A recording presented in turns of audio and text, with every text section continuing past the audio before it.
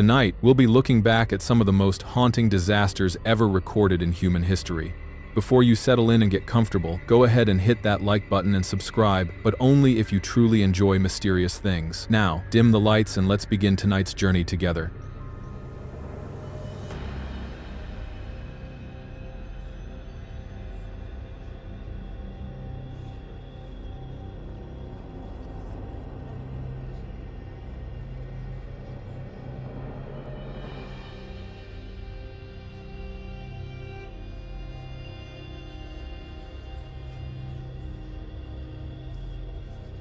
Number 1. The Union Carbide gas leak. On the night of December 2nd, 1984, a dense cloud of toxic gas leaked from the Union Carbide pesticide plant in Bhopal, India. While the city slept, the poison spread silently through hundreds of homes. By dawn, thousands were dead or dying, and yet that was only the beginning of a catastrophe whose consequences would haunt generations to come. Bhopal, the capital of Madhya Pradesh, lies in central India. It had long been a vital industrial hub, Monacana, home to several major manufacturing sectors, including pesticide production. During the 1960s and 70s, the Indian government, eager to attract foreign investment, introduced policies that made it easier for international companies to operate within the country. The American corporation Union Carbide saw an opportunity and, in 1969, signed an agreement to build a pesticide factory in India. Negotiators insisted that a significant portion of the investment come from local shareholders, leading the Indian government itself to hold a 22% stake in the subsidiary, Union Carbide India Limited (UCIL). Bhopal was chosen for its central location and well-developed transportation network. Thanks to these advantages, the factory quickly flourished. It employed hundreds of local workers and significantly boosted the regional economy.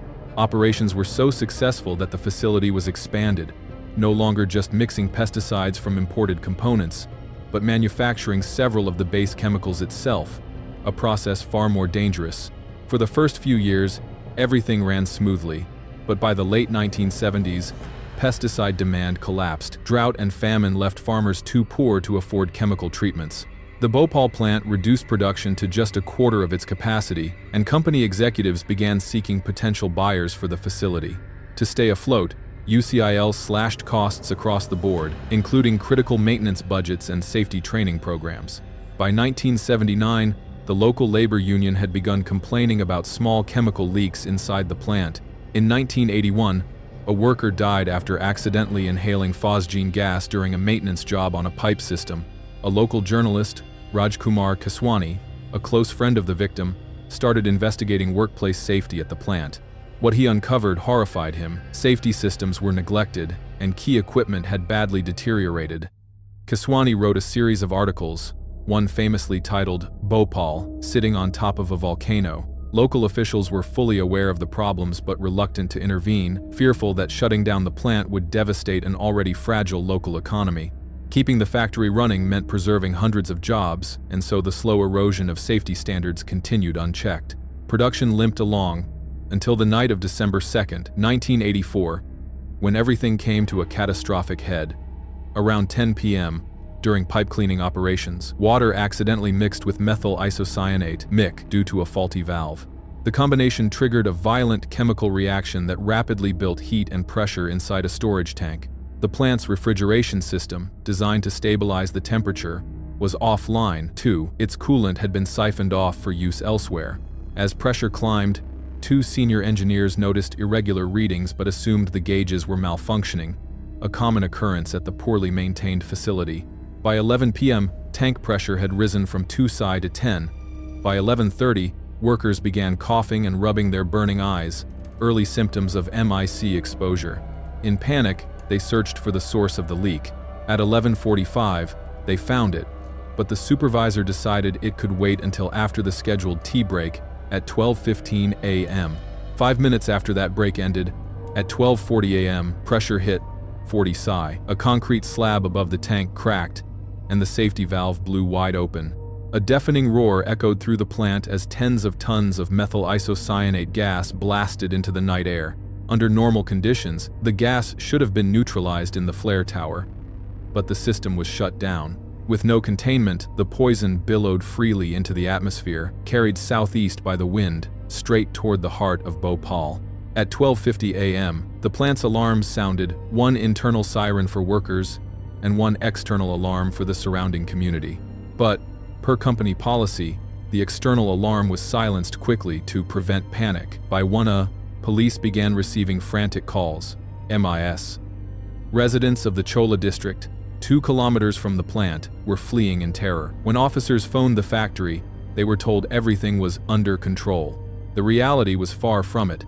Streets filled with people choking and gasping for air, eyes burning, vomiting violently, clutching their throats in agony. Hospitals overflowed within minutes. Deprived of information about what chemical they were dealing with, doctors could only guess at how to treat the victims. By 2 a.m., the leak was finally contained. 15 minutes later, the external alarm was reactivated, and a lone plant employee walked to the police station to report the incident, more than an hour after the disaster had begun.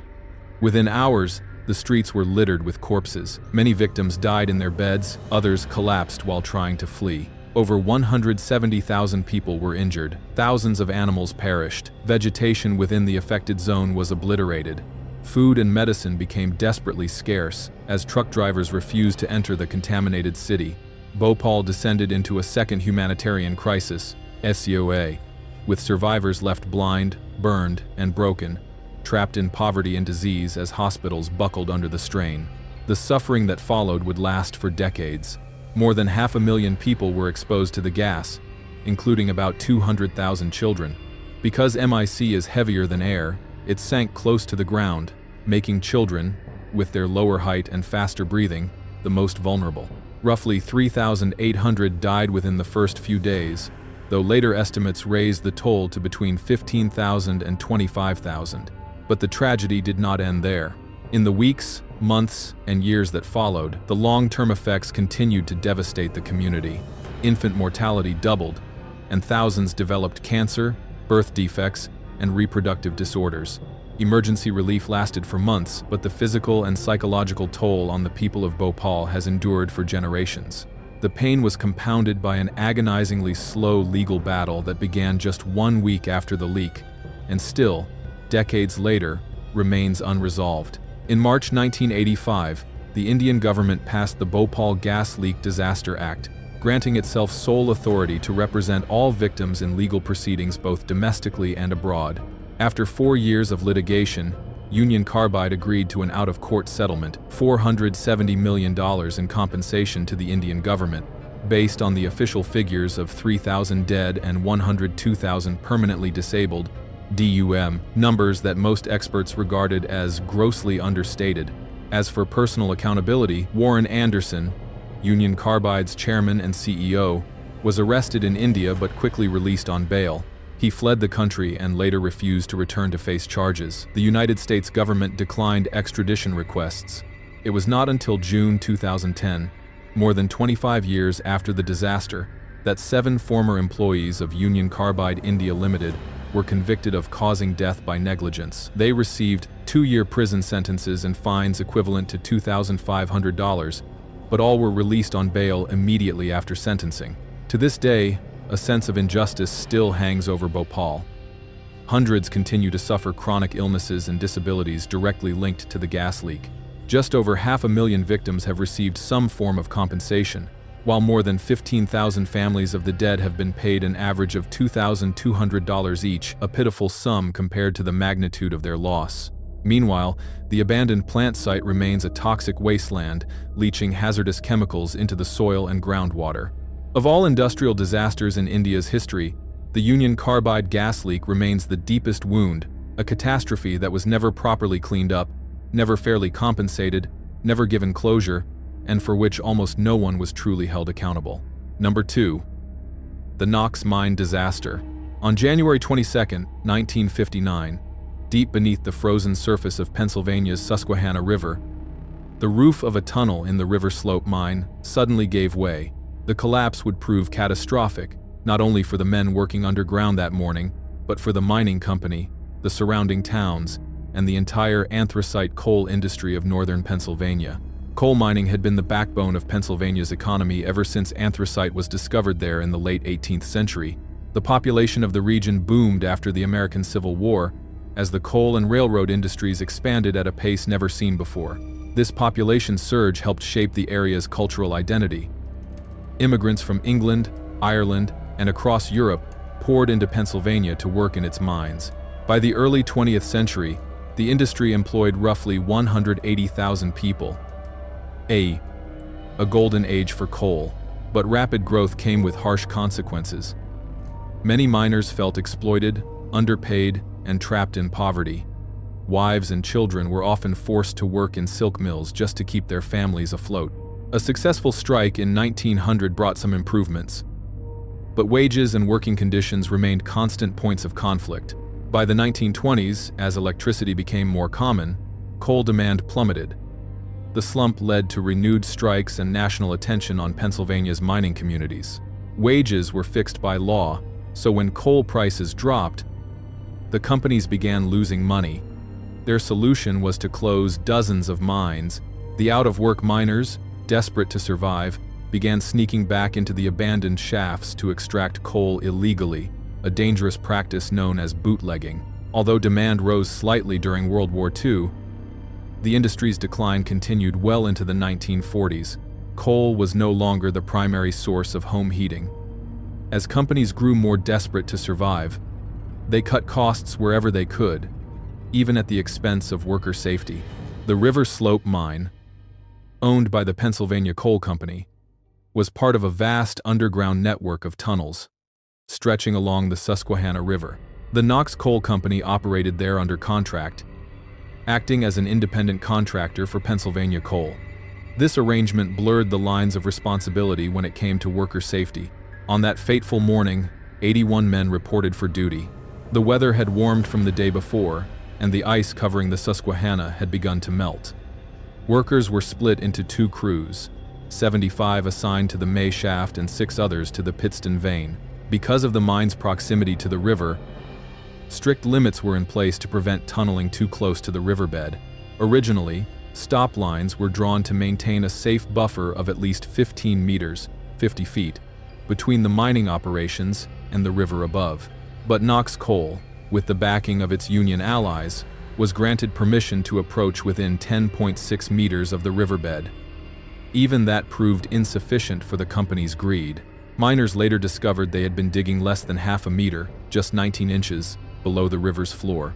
Around 11 a.m., 2 of the 6 men in the Pittston vein reported hearing a strange cracking noise. 3 workers quickly left the mine and alerted the foreman. He ordered an evacuation of the site, reassuring everyone that it was only a precaution and nothing serious. He was wrong.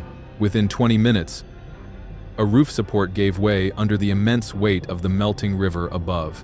Water burst into the mine at a staggering rate. C1, over 8 million liters, or roughly 2 million gallons per minute. The torrent tore through the tunnels, sweeping away timbers and support beams, causing sections of the mine to collapse in rapid succession. 33 men managed to flee the rushing floodwater behind them. As they scrambled upward, they could hear the deafening roar of water filling the passageways below. They reached the hoists at the May and Hoyt shafts and clung to ladders to escape the rising flood, reuniting outside with the 3 miners who had fled earlier from the Pittston vein. As word spread, anxious families gathered at the mine entrance, waiting for any sign of their loved ones. Underground, the surviving miners had split into 3 groups. One group of 7, led by Joe Stella, a surveyor for the Pennsylvania Coal Company who knew the labyrinth well, used a map to navigate toward an air shaft that led to safety. The second group wandered for hours in darkness, searching for a way out, until Amedeo Pancati managed to climb a disused ventilation pipe and signal rescuers to their location. For his courage, Pancati later received the Carnegie Medal for heroism. The final group, 3 men from the Pittston vein crew, may have survived the initial flood but never made it to the surface. Their bodies were never recovered. In total, 12 miners lost their lives that day. Once rescue operations concluded, attention turned to another urgent crisis. The massive hole beneath the river had to be sealed before more water poured in. The situation was so dire that nearby railway tracks were dismantled and rerouted to transport materials to the site. Everything that could be used was thrown into the breach. Not only crushed rock and straw, but also broken mine cars, derailed freight cars, and even full locomotives, in a desperate attempt to plug the torrent. After 3 exhausting days, the flood was finally contained, and the breach temporarily sealed. Pumping operations then began, funded by Pennsylvania's Department of Mines and Minerals. Officials hoped that once the opening was cemented, mining might resume. But by then, Knox Coal Company had declared bankruptcy, evading any financial responsibility for the cleanup. Nevertheless, several executives were charged with crimes ranging from mine safety violations to manslaughter. Investigations revealed that during a federal inspection in 1958, less than 6 months before the disaster, XDD, inspectors had discovered that tunnels were already being cut beyond legal boundaries, yet no corrective action was taken. Knox Coal continued mining in restricted zones. The inquiry also exposed that August Lippy, a union official, was himself a shareholder in the company, SOWO, an illegal conflict of interest that explained why both management and the union ignored mounting safety concerns. Despite overwhelming evidence of negligence and a grand jury indictment, no one ever went to prison. Every conviction was overturned on appeal.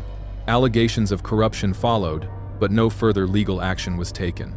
Even the widows of the 12 dead miners waited more than 4 years to receive their survivor benefits. 3 Knox Coal Board members were eventually imprisoned, M.A.T., but for tax evasion, not for the disaster. The tragedy laid bare the darker reality of Pennsylvania's coal industry, an under-regulated, corruption-ridden system that put profit above human life. In 1965, the Pennsylvania Anthracite Mine Act was passed, finally establishing stricter safety rules and clear restrictions on mining near waterways. But the reform came too late for River Slope. The damage was irreversible, especially after much of the region's mining equipment had been used to seal the river breach. The mine was permanently closed, along with many others nearby. More than 7,500 jobs vanished, leaving behind a deep economic wound that would take years to heal. The coal industry in Pennsylvania never truly recovered. Though mining continues today on a much smaller scale, it remains an arduous and dangerous profession.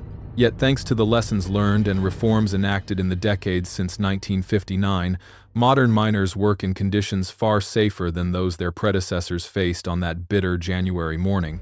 Number 3. The Knickerbocker Theater collapse. On January 28, 1922, Washington, D.C. was swallowed by a 2-day blizzard that swept across the entire Northeast. The storm buried the capital beneath an unprecedented mass of snow and ice. As night fell, hundreds of residents made their way to the Knickerbocker Theater, one of the city's most beloved venues, seeking a few hours of comfort amid the bitter weather. However, nearly 100 of them would not live to see the morning. In the early 20th century, motion pictures had become a nationwide cultural phenomenon. America's fascination with this new medium ushered in the golden age of the movie palaces, large, lavish cinemas rising everywhere from bustling cities to small towns. Many were multi-purpose cultural centers. They screened films, hosted stage plays, lectures, and concerts.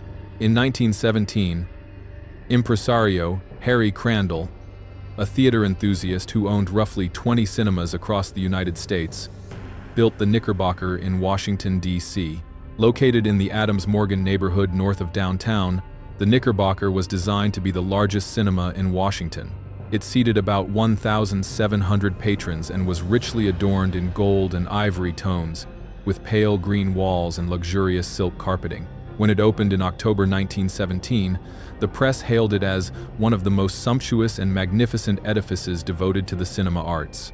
On January 27, 1922, a fierce blizzard slammed Washington, D.C., lasting 2 full days and dropping nearly 76 centimeters of snow, records since the city began keeping measurements. Along its path, the storm caused numerous minor accidents and severe flooding in parts of Virginia. Despite the heavy snowfall, hundreds bundled themselves in thick winter coats and headed for the Knickerbocker. Estimates of that night's attendance range from 200 to 1,000. They had come to see the silent film Get Rich Quick Wallingford, accompanied by a live orchestra. a common format of the era. Tickets cost just 25 cents, less than $5 in today's money. The screening proceeded smoothly until just after intermission.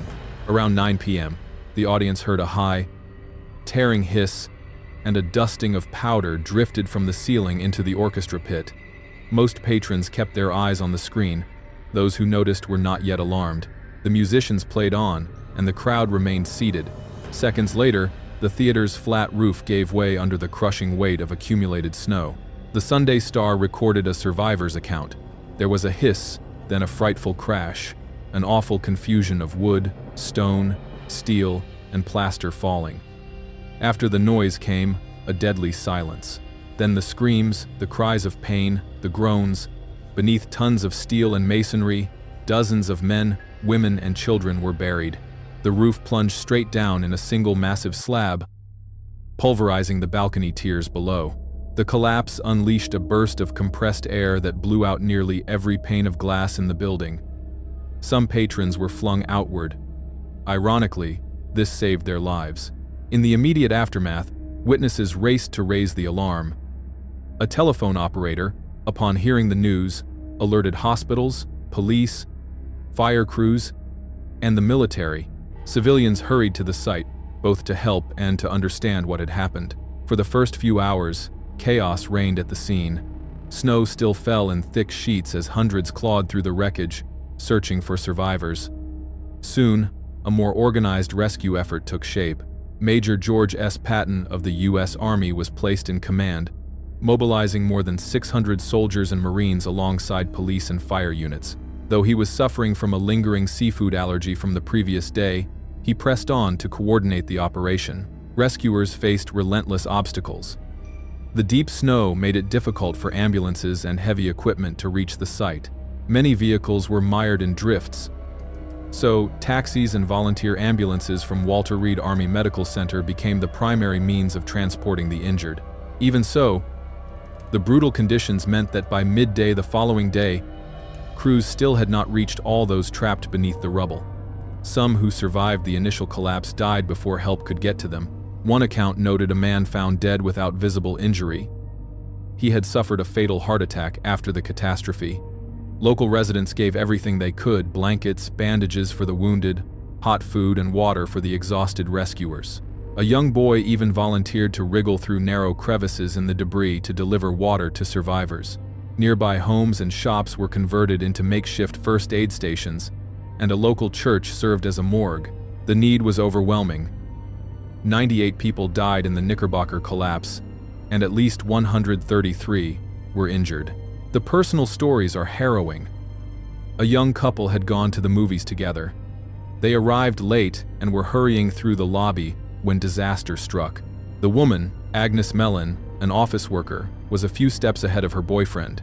She was buried in the wreckage and died before she could be rescued, while James Hoffman, her companion, was blown back into the lobby by the pressure wave and survived with only minor cuts. Another account tells of violinist Joseph Beale, newly married and still on his honeymoon. He had been invited to play with the theater orchestra that night and accepted. His wife, wary of the heavy snow, chose to stay home, CT6, and learned the next morning that her husband had perished in the collapse. Multiple investigations followed to determine the cause.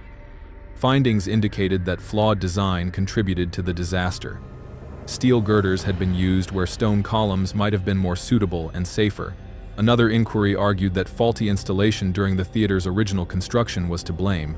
Although the precise cause remained disputed, one fact was universally acknowledged: the building met the existing code at the time. Its failure, despite being to code, proved those standards were woefully inadequate. In response, all cinemas in Washington, D.C. were temporarily closed for inspection. Building codes were then overhauled, with special attention to flat-roofed structures like the Knickerbocker. Though legally cleared, owner Harry Crandall could not overcome his remorse. He ultimately took his own life, leaving a note to the press: "Do not be too hard on me, boys. Not for my sake, but for those I leave behind. I am desperate, and I miss my theater. Oh, how I miss it."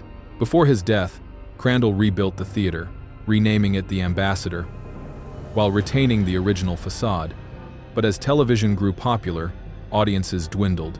The venue shifted to live music, then closed for good in 1967. Despite calls for a memorial, the building was demolished 3 years later and replaced first by a bank, then by a plaza. A full century after the tragedy, residents of D.C., organized as Neighbors for the Knickerbocker Memorial, DID, gathered at the site once more, renewing their appeal for a permanent monument to those who died. As a temporary tribute, they erected a violin-shaped wooden sculpture in memory of Joseph Beal, Claw. The musician lost that snowy night. And so, a century on, the memory of the Knickerbocker tragedy and of the people who lived and died in that fateful storm continues to be honored and kept alive to this day. Number 4. 2 accidents at Disneyland. On July 17, 1955, Disneyland in California officially opened its gates to the public. Almost immediately, it became a resounding success, drawing millions of visitors each year. Though the park has brought joy and wonder to hundreds of millions over the decades, its history has not been entirely without tragedy. Throughout its operation, Disneyland has seen numerous accidents and incidents, some truly unforeseeable. Since its opening, dozens of people have lost their lives within the park, yet this fact alone should not cause alarm. When millions of guests visit, and often stay overnight, at any destination, no matter how safely managed, a small number of fatalities are statistically inevitable. Some visitors died from natural causes, hidden medical conditions, or even the sheer excitement and stress of what many considered a once-in-a-lifetime trip. Beyond such unavoidable tragedies, Disneyland has also witnessed a few serious accidents in its long history. Most occurred on thrill rides, attractions, where an element of danger is inherently part of the experience. These accidents are exceedingly rare, and when they do happen, their causes are often straightforward: a failed safety restraint, a fall, or a guest attempting to exit a moving vehicle. But in this account, we'll look at 2 accidents that happened on rides considered gentle, safe by almost any standard. In both cases, there seemed to be no visible danger, no high speeds, no inversions, no free falls, and no extreme G-forces. Both incidents occurred on attractions that were, by design, among the safest in the park. On June 29, 1974, Disneyland unveiled a new attraction called America Sings. America Sings was a relaxed, family-friendly show, repurposed from the building that had once housed Carousel of Progress. The mechanism was almost identical. Guests sat in rotating seating sections that revolved around a fixed central stage, featuring a variety of scenes with animatronic characters. While Carousel of Progress celebrated technological advancement and the promise of the future, America Sings took a different approach, taking guests on a musical journey through American history, and from the folk tunes of the rural South to the sounds of the modern day. The show ran for about 20 minutes, featuring a medley of songs performed by mechanical animal characters. Real cast members worked at the start and end of each performance, welcoming guests in and guiding them out as the theater rotated. One of them was Deborah Gale Stone, an 18-year-old cast member hired for the summer season, the attraction's very first. Standing near the front left of the stage, Deborah used a microphone to greet guests as they entered and bid them farewell as they exited. The attraction had only been open for a week when, at around 10:30 p.m. on July 8, 1974, tragedy struck. As the seats began to rotate to prepare for the next audience, Deborah somehow became trapped between the rotating outer wall and the stationary inner wall of the theater. No one knows exactly how it happened. She may have slipped or tried to move between sections. Whatever the reason, she was pinned between the walls and suffered fatal injuries.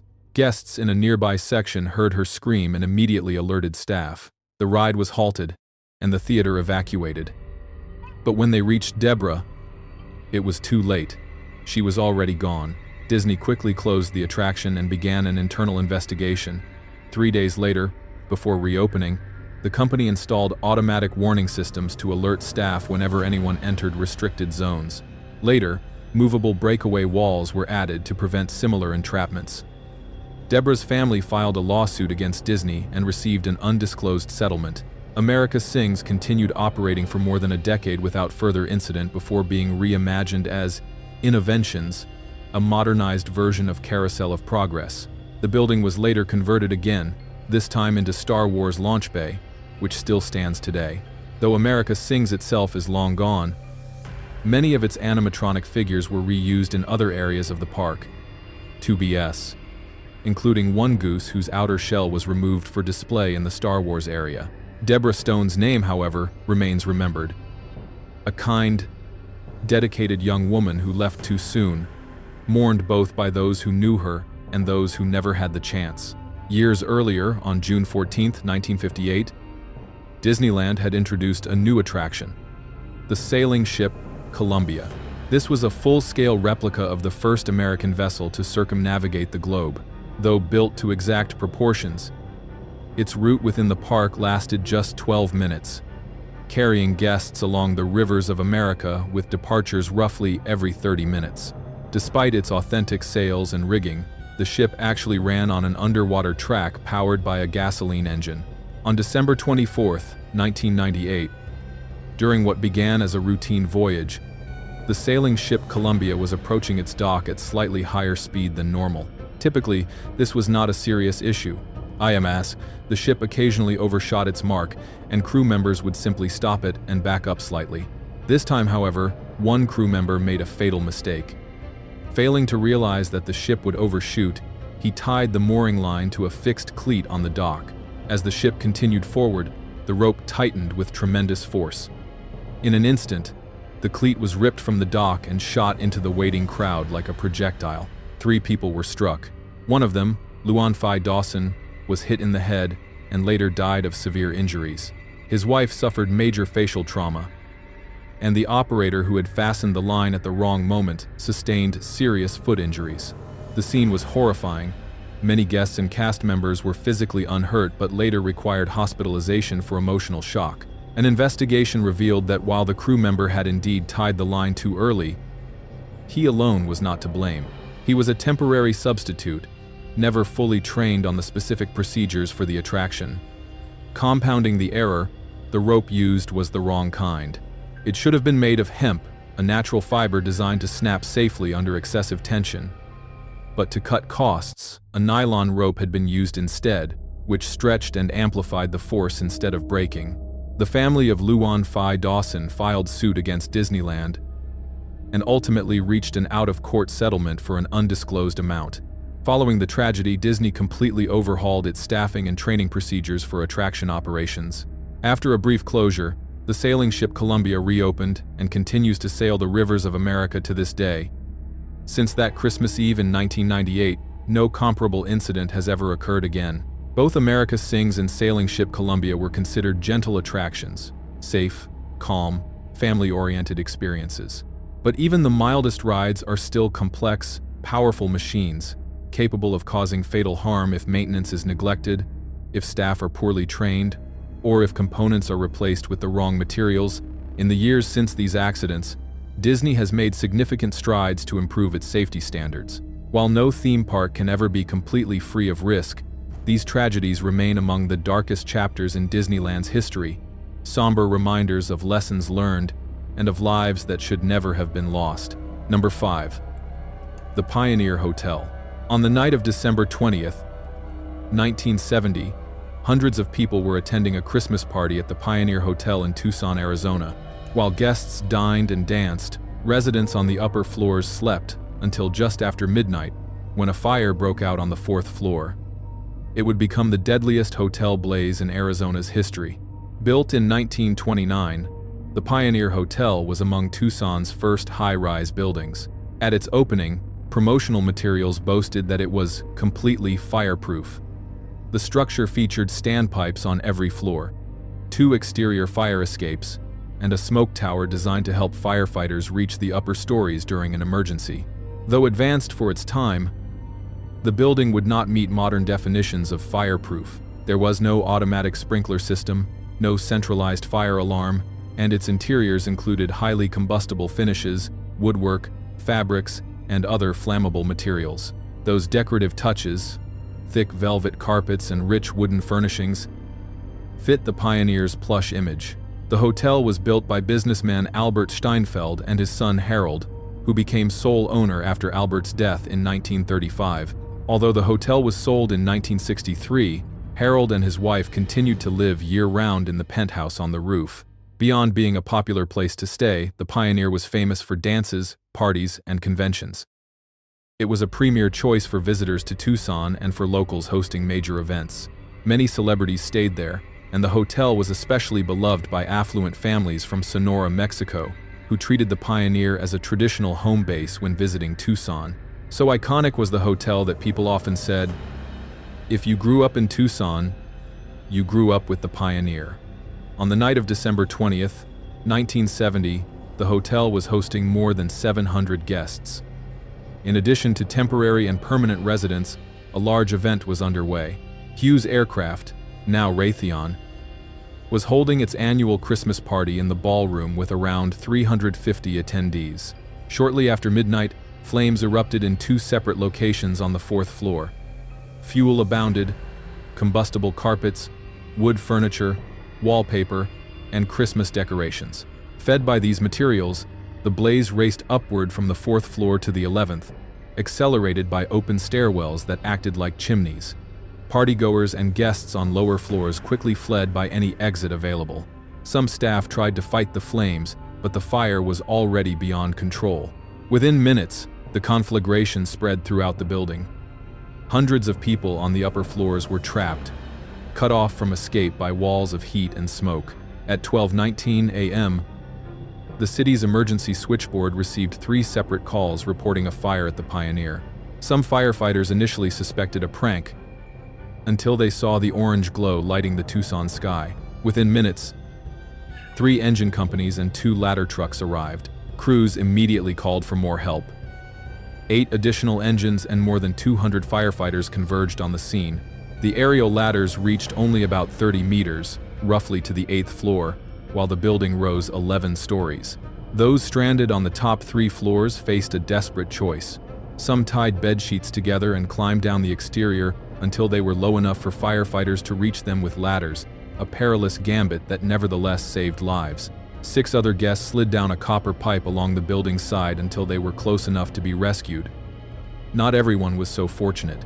Some jumped from their windows, throwing mattresses first to soften the fall, while others seemed to know survival was impossible, choosing the only escape left to them rather than be consumed by fire.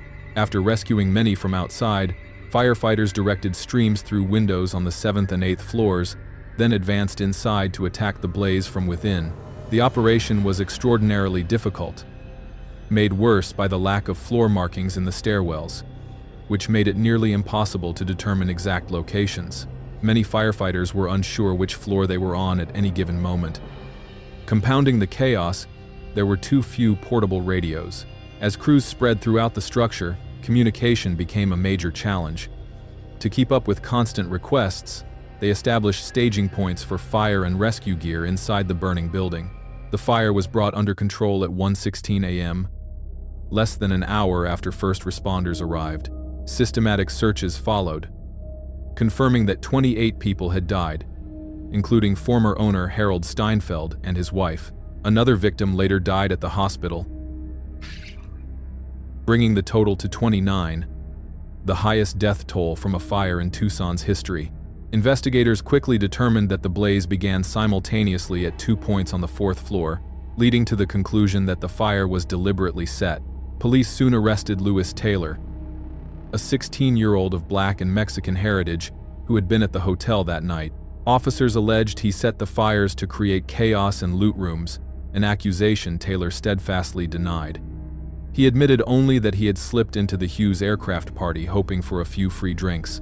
When flames erupted, multiple witnesses saw Taylor helping evacuate guests and even risking his life to try to fight the fire, unsuccessfully. Despite this, Taylor was convicted of arson. He received 28 life sentences and spent decades in prison, always maintaining his innocence. Many expressed sympathy for Taylor, noting that some evidence used against him was improperly admitted. The arson finding itself was tenuous, and police failed to pursue other suspects once Taylor was in custody. In 2012, The Arizona Justice Project petitioned the court to vacate his conviction. They argued that, with modern fire forensics, the cause could not be reliably deemed arson, and that Taylor had been treated unfairly. His arrest occurred amid heightened racial and class tensions in Tucson, conditions that contributed to his conviction despite a lack of solid, lawful evidence. In 2013, Taylor was released after agreeing to a no-contest arrangement. In the years following the fire, Arizona enacted sweeping changes to its fire safety codes. At the request of the Tucson Fire Department, the city adopted a unified fire code in 1975. It required that buildings above certain heights include sprinklers and smoke detection, smoke-proof stairwells, automatically opening exit doors, and non-combustible carpet, wallpaper, and furnishings. These standards applied to all high-rises in the city, including the Pioneer. Fire and smoke damage were repaired, and the entire building was renovated. For several years it continued to operate as a hotel, but with memories of the blaze lingering, it never regained its former luster. In 1975, the property was sold and converted to offices, a use it retains today. The Tucson Fire Department also changed profoundly. Its budget increased significantly, enabling the purchase of new equipment, additional staffing, and enhanced emergency medical training for firefighters. Because of this fire, the Tucson Fire Department emerged stronger, better equipped, and more prepared for future disasters. As the Tucson fire chief later reflected, many of the procedures we use today stem directly from that event, helping make Tucson a safer place for everyone to live, work, and play. Number 6. The South Dakota Learjet crash. On October 25, 1999, golf legend and reigning U.S.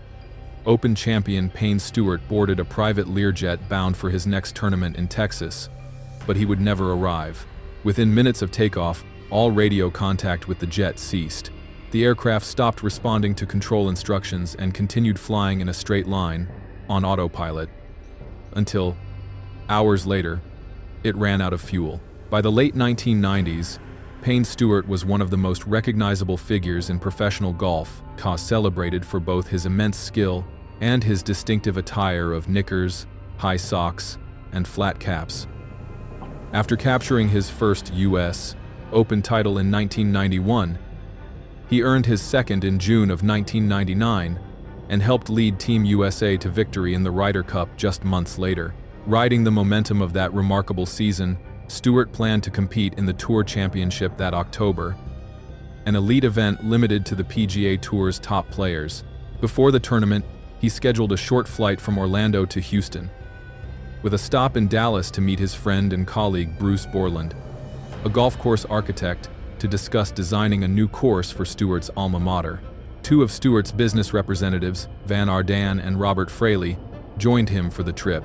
The flight crew consisted of Captain Michael Kling, 42, a former Air Force pilot, and First Officer Stephanie Bellagarigue, 27, both experienced aviators. The Learjet 35 took off smoothly from Orlando at 9:19 a.m., climbing northward over Florida before turning west toward Dallas. But just 14 minutes into the flight, air traffic control lost radio contact with the jet. It began drifting slightly off course. Concerned by the silence, controllers cleared a wide air corridor around the plane and dispatched an Air Force F-16 test pilot to intercept and perform a visual inspection. The pilot reported that both engines were running normally and that there were no visible signs of mechanical failure, H1, but the cabin windows appeared fogged or frosted over, with only one small clear patch. That observation led controllers to a chilling realization. The Learjet had likely suffered a loss of cabin pressure, causing oxygen levels to drop sharply. Anyone without an oxygen mask would have blacked out within seconds.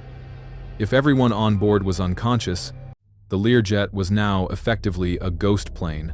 News outlets quickly picked up the story of the unresponsive aircraft, at first reporting only that a professional golfer was among those aboard. As multiple players had departed Orlando that same morning for Texas, friends and family frantically called to learn who was on the flight. Before long, confirmation came. It was Payne Stewart's jet. Public concern then shifted to where the aircraft might crash once it ran out of fuel. 4 F-16 seconds, 2 from the Oklahoma Air National Guard and 2 from North Dakota, were ordered to shadow the Learjet. The plane continued on autopilot, maintaining its altitude and heading but making no course corrections. The fighter pilots could only fly alongside, monitoring and relaying updates. Speculation mounted over whether the jet might be shot down if it threatened populated areas. No such order was ever issued within U.S. airspace, though the Canadian Prime Minister reportedly authorized the Royal Canadian Air Force to intercept and destroy the aircraft if it crossed into Canada. It never did. The Learjet flew unmanned for nearly 4 hours, covering roughly 1,500 miles northwest before reaching South Dakota. As fuel depleted, around 12:10 p.m., both engines flamed out, disabling the autopilot. The aircraft began to descend erratically. An F-16 pilot radioed, "The plane's about to impact the ground. It's spiraling down." Another added, "It's lost control. Descending rapidly. Request emergency descent to stay with it." One fighter tried to follow as the Learjet plunged, but lost sight as it picked up speed, diving almost vertically. At 12:13 p.m., the jet slammed into a field near Mena, South Dakota, ending the tragic flight of one of America's most beloved athletes. The impact scattered debris across the prairie. Because the aircraft had exhausted its fuel supply, there was no post-crash fire or explosion. Miraculously, no one on the ground was injured. The crash site lay about half a mile from the nearest building. Had it come down in a populated area, the outcome could have been far worse. All 6 people aboard perished: Payne Stewart, his 2 agents Van Ardan and Robert Fraley, his friend Bruce Borland, Captain Michael Kling, and First Officer Stephanie Bellagarigue. Investigators later concluded that all had likely lost consciousness early in the flight due to hypoxia, oxygen deprivation, and died painlessly long before impact. The National Transportation Safety Board, NTSB, recovered the cockpit voice recorder from the wreckage, but it held only the final 30 minutes of audio. The recording captured a low-pressure warning tone, confirming a loss of cabin pressurization. After a year-long investigation, the NTSB determined that a depressurization event had indeed occurred, but the precise cause could not be identified. The extreme violence of the crash left little physical evidence, and the Learjet lacked a flight data recorder. The depressurization could have been caused by a sudden structural rupture or a slow, undetected leak. Whatever the source, those aboard had mere seconds to recognize the emergency and don oxygen masks before losing consciousness. Hypoxia impairs focus, distorts perception, and cripples motor control, meaning the crew and passengers likely never had a chance. The loss of Payne Stewart sent shockwaves through the sporting world. At the Tour Championship, where he had been scheduled to compete, a lone bagpiper played beside the first tee in tribute. Play was suspended as his fellow golfers returned to Orlando for a memorial service. When the tournament resumed, competitors honored him by wearing Stewart's signature bright knickerbockers, a vivid farewell to a man known as much for his grace and charisma as for his game. All 6 victims were later memorialized at the crash site in South Dakota. With the family's blessing, landowner John Hoffman, a devoted golf fan, established a 4,000 square meter memorial around the impact area. A boulder taken from the field bears the engraved names of the victims and a verse from Scripture. A letter from the families to Hoffman read, "It is tragic that our lives are connected through such sorrow. Yet we know we could not be connected to a finer man. Your generosity, not only of land and time but of spirit, has been a blessing to us all. We will forever be grateful." Since then, the Hoffman Memorial has become a place of quiet pilgrimage for friends, family, athletes, and fans from around the world. A serene reminder of 6 lives lost too soon and of one fateful flight that will never be forgotten. And that is the story for today. Thank you for watching until the very end. If you enjoy videos like this, be sure to subscribe to the channel so that you receive a notification each time we release a new one. Each time we release a new one. Each time we release a new one. Each time we release a new one.